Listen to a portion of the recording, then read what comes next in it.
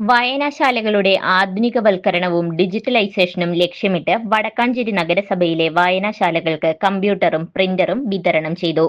നഗരസഭയിലെ ഗ്രാമീണ വായനശാല കുമ്പളങ്ങാട്, ഗ്രാമീണ വായനശാല കുമരനെല്ലൂർ, ഹർഷൻ പൊതുവായനശാല മാരാത്തുകുന്ന്, ഒടുവിൽ കുഞ്ഞികൃഷ്ണമേനോൻ സ്മാരക വായനശാല എങ്കക്കാട്, ശ്രീ കേരളവർമ്മ പൊതുവായനശാല വടക്കാഞ്ചേരി, തരങ്കിണി ഗ്രാമീണ വായനശാല മംഗലം, ഗ്രാമീണ വായനശാല പാർലിക്കാട്, ഗ്രാമീണ വായനശാല മീനാലൂർ, EKN ഗ്രന്ഥശാല ആര്യമ്പാടം, അനന്തനാരായണ അയ്യർ സ്മാരക ഗ്രാമീണ വായനശാല പുതുരുത്തി, ഗ്രാമീണ വായനശാല പെരിങ്ങണ്ടൂർ, ഗ്രാമീണ വായനശാല മുണ്ടത്തിക്കോട് എന്നീ 12 വായനശാലകൾക്കാണ് ഉപകരണങ്ങൾ നൽകിയത്.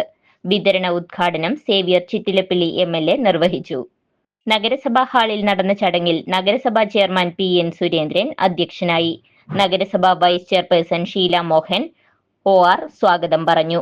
സ്ഥിരം സമിതി അധ്യക്ഷരായ ജമീല BAM, സ്വപ്ന ശശി, നഗരസഭാ secretary KK Manoj, library council ജില്ലാ joint secretary B Murali, Thalappilly taluk library council secretary KK Jayaprakash, നഗരസഭാ കൗൺസിലർമാർ, നഗരസഭാ ഉദ്യോഗസ്ഥർ തുടങ്ങിയവർ പങ്കെടുത്തു.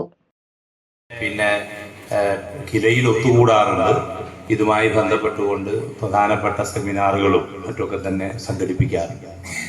വായനശാലയുടെ പിന്നെ ചെറുതും വലുതുമായ അറ്റകുറ്റപ്പണികളും ഇടപെടലുകളും ഒക്കെ തന്നെ നടത്തുന്നതിനോടൊപ്പം തന്നെ ഈ പറഞ്ഞ രീതിയിലുള്ള ഒരു ഇടപെടൽ കൂടി വായനശാലകൾ കേന്ദ്രീകരിച്ച് അനിവാര്യമാണ്.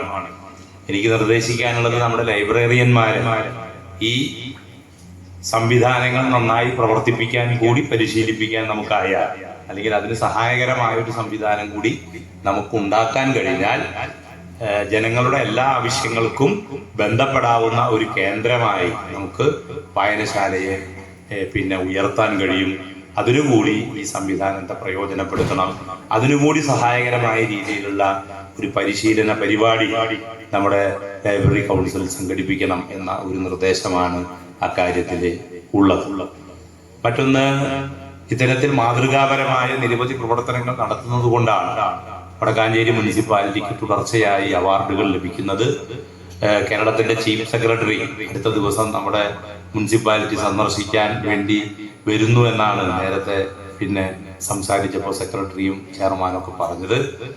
അത് ഒരു പ്രത്യേകതയുണ്ട് എന്ന് തന്നെയാണ് അത് സംബന്ധിച്ച് സൂചിപ്പിക്കാനുള്ളത്.